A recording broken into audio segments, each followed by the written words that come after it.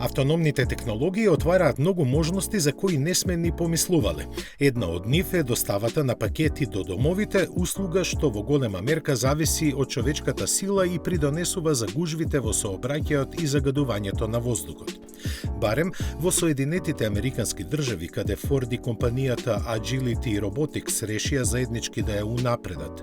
Само Американската пошта лани има испорачано дури 6 милијарди пакети, а со порастот на онлайн трговијата оваа бројка ќе расте.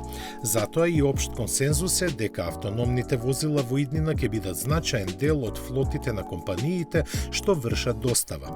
Но, за да не остане проблемот како да се направи последниот чекор, односно физичката испорака до вратата на приемачот, тие ги впрегнаа во соработка своите технологии.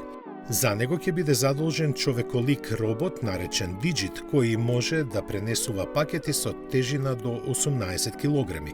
Тој може да се качува по скали, да оди по нерамен терен, па дури и да избегне подвижни препреки, на пример домашни миленици.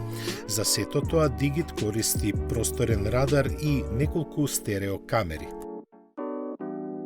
Уникатната конструкција му овозможува да се преклопи и лесно смести во задниот дел на возилото, каде заземајќи минимален простор, ќе чека да го изврши својот дел од работата. Ако сепак најде на неочекуваната препрека, ќе испрати слика до автономното возило или диспечерот од каде ќе добие инструкции како понатаму.